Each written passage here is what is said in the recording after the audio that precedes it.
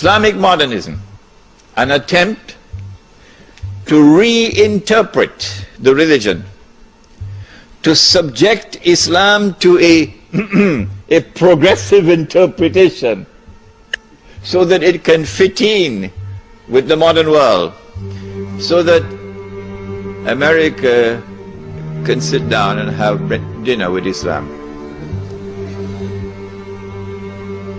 So in the United States, while I was there, I saw this strange version of American Islam emerging from a large section of the African American Muslim community, an American version of Islam that America would be comfortable with and sit down and have dinner with this Islam. Islamic modernism, trying to make Islam to be in harmony with the modern world. But the Islam of Muhammad sallallahu ta'ala alayhi wasallam is today becoming what it was at the time when it emerged. Something ghareeb, something strange, something different. Having said that, I don't need to deliver the rest of the lecture, because you now can understand the analysis which follows. And there are many opinions that you now have to discard and throw it into the garbage bin, when once you hold on to this hadith of the Prophet Muhammad alayhi salatu wasalam. On September the 11th, the United States was attacked. We know from eyewitnesses that there were two aircrafts which struck at the Twin Towers in Lower Manhattan. And it could be that the aircrafts themselves caused the buildings to collapse. It could also be they got some help for some dynamite and so on planting before. We know from eyewitnesses that there was a third aircraft which crashed in Pennsylvania. And no less an authority than the White House itself confirmed that aircraft, the plan was for that aircraft to target Air Force One and to target the White House. And we have unconfirmed reports, because no one saw, and there was no evidence on the ground. Absolutely astonishing, isn't it? A huge aircraft slams into a building, and there is no evidence that the aircraft ever existed. The Pentagon. America was attacked on September the 11th in circumstances which were absolutely suspicious. Who attacked America on September the 11th? And we have said that there is a massive cover-up on the part of the Bush administration. And we have anticipated that those who have information so far concealed will eventually release that information in order to embarrass the US government as part of a strategy to bring down America. And so CNN is going to be broadcasting it. And the New York Times is going to have a field day. And all those who control the media in the United States are now going to go to work to lavishly publish all of this information, which demonstrates beyond doubt that the US administration was involved in a massive cover-up. Who attacked America on September the 11th? We used a method. We said, since we do not have the evidence which can be used in a court of law, let us look to see who has benefited. And when we use that method of analysis, we have come to the conclusion that the only beneficiary of the September 11th attack on America has been far and away the State of Israel.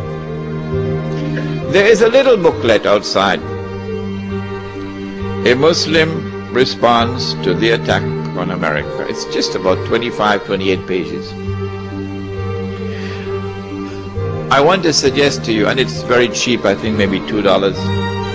I want to suggest to you it might be a good idea to take this booklet and give it out to people who you think ought to have a little bit of brainstorming. Because when they read this, they'll be stunned.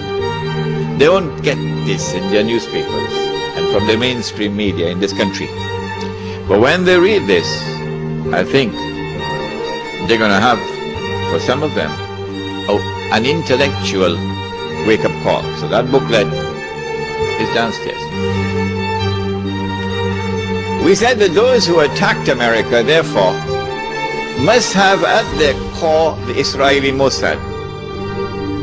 And they must have benefit and help from many others within the United States, within the administration, even from within the White House. When we look at their strategy, we see that they put on board the aircraft a large number of Saudis. Sounds suspicious. Why so many Saudis? And these are not Saudis who are well known for their Islamic fervor, for being what they call militants. No, these are middle of the road, normal Saudis who drive BMWs. Huh? People who attended American universities, for example. They were on board the aircraft and they died when the aircraft crashed. So these were the hijackers, except that one of them read in the newspapers that he was dead.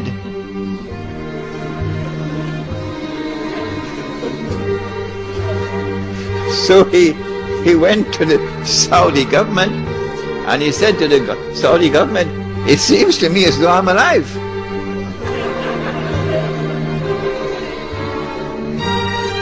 The Saudi newspapers published this article, which I read with my own eyes. This particular student had studied in Minnesota, I think, in the early 1990s. And in 1995, perhaps, he had reported both to the local police and to the Saudi embassy in the United States that someone had broken into his apartment and stolen his passport.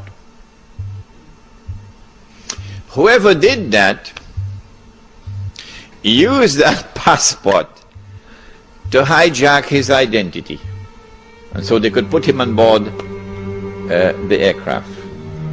And so the planning for September the 11th, 2001 started many, many years before. Which reminds me, I must tell you that when I arrived in New York in April 1991, through Allah's leave and kindness, within a matter of 6 months in New York, I had already been pushed to a very high profile position. Very well known in the entire New York metropolitan area. And then in November 91, when I had gone to the State University of New York in Stony Brook, someone broke into my apartment and stole only my passport. That's all. So if ever you get the news that Imran Husein blew up the moon,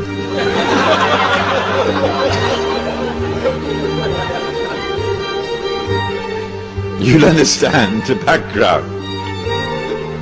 They're holding it. They have not as yet used it.